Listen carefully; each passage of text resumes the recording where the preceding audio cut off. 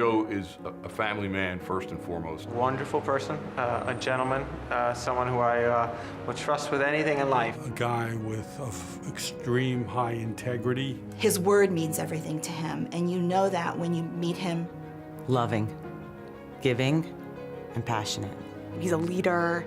My dad, simply put, is the best guy I know. He's a consistent, constant presence of warmth, of generosity, and of always, someone who always wants to get the best out of you.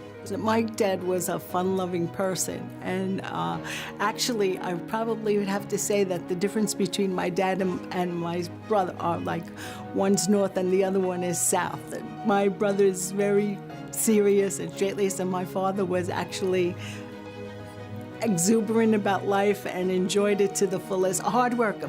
Both of them are very hard workers, and I think that's one of the qualities that we learned from our parents was that we have great work ethic. He's very meticulous about his work, about his home, about his life, his children. We're timed down to the very last minute of every little thing that we're doing, and every place that we're going is planned, and it's never a free-for-all. My dad has a career in construction management, but he really should have been a wedding planner, and we learned that when I got married, and then right after my sister got married, and he had the most meticulous spreadsheets and plans and agendas, and I always told him he was in the wrong business. He should really be a wedding planner.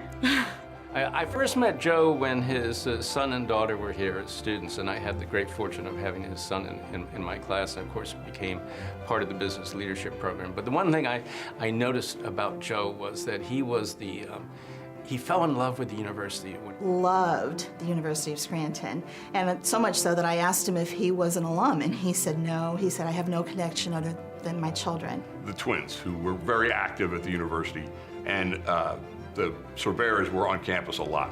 And Joe's such a warm, affable guy. He approached me right away, and right off the bat, we became close friends. When I was doing the college search, I reached out to different people who I knew were associated with different universities and asked for their assistance. And I got to tell you, Joe responded like nobody else. He said, I'm going to set up a meeting. Your daughter's interested in nursing. He not only set up a meeting with the dean of the nursing school and the dean of admissions, but when I arrived on campus with my daughter, who was there? Joe. There's a spot where he left his kids when they were freshmen, and we sit there and he always says, boy, we made a mistake not going away to school. This is a great place, and he just loves the place. Well, I think the first time I met Joe, I came into his office and he had a lot of Disney around the room. It was his former office. It wasn't the office he has now. So he had these old pieces, and obviously worth a lot of money, but he had so many of them. And when I walked in, of course your eye goes to those things, but in the corner, I saw in the window, he had a decal of the University of Scranton. And he said he had that hanging there since the kids started.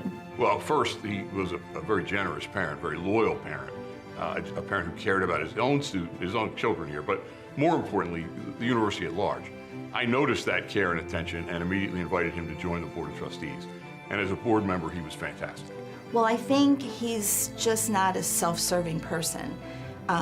He doesn't do things because he wants any kind of recognition. That's obvious. He does it because it's the right thing to do. One of the defining moments that really showed me he's willing to stand up for what he believes is right, even in the face of a potential uncomfortable situation, was in a business situation where, because I'm a female CEO, I was treated differently than the gentleman in the room. And Joe stood up for me with such valor and honest belief in the way that I was treated was wrong, that he was willing to put himself out there in such a way that could have been uncomfortable, and instead really showed me that regardless of who you are, as long as he believes in you and believes that a situation warrants a stand, he's willing to take it. Joe's family is in Staten Island, and Staten Island to Manhattan, where we are right now. That commute at about 3 o'clock in the morning is quite easy. Other than that, it's a tough commute. But Joe, for all three, for Christina, Joe Jr. and Diana, he drove them to school every day. And those are some of the greatest drives he's ever had in his life. I would say one of the reasons I want to personally recognize Joe is he, more than anybody else in all my years of association with this place, summed up what Scranton's about. I asked him one day, why do you love the University of Scranton so much? Without any prompting and no scripting, he said, because Scranton's the kind of place where if anybody trips, everybody stops to help them up again. Those words were so profound that they're on the wall in the Naples Center, because I really do think that's the second motto for who we are. And it really encapsulates who Joe is, who he hopes this university will be, and it's who I believe Scranton is at its heart. So my dad has a few phrases that have stuck with me and my sisters over the years. Work hard, play hard, be neat, be careful. If it feels right, it is right. More proud of you every day. Every day. Congratulations, we love you. I just want to congratulate you on a really, really well-accomplished mission that you were on. Joe, I couldn't be happier to be here at your big night. You are so, so deserving, and I couldn't be happier for you and your family that you received this recognition. So Joe, the other day we emailed each other and we said to each other, my dear friend. And I say it once again, my dear friend, you are such a worthy recipient. Congratulations. Congratulations to you. Congratulations to Scranton and all the work great work that's being done in the Jesuit tradition. Thank you. Joe, there is not a human being on earth who is more deserving of this honor and every honor that you could ever receive.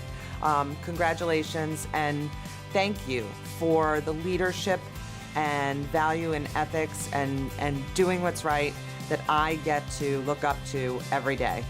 This is a great honor for you. I'm so proud of you. I'm so proud to have taken this journey with you. We've sat through the PBC dinners and seen, amazing people be honored. And I'm just thrilled that you're one of the amazing people being honored. Thank you for everything. Thank you for a great life, and congratulations. A man of great faith and an amazing father, great husband. What else could you want as an example to hold up to Scranton students?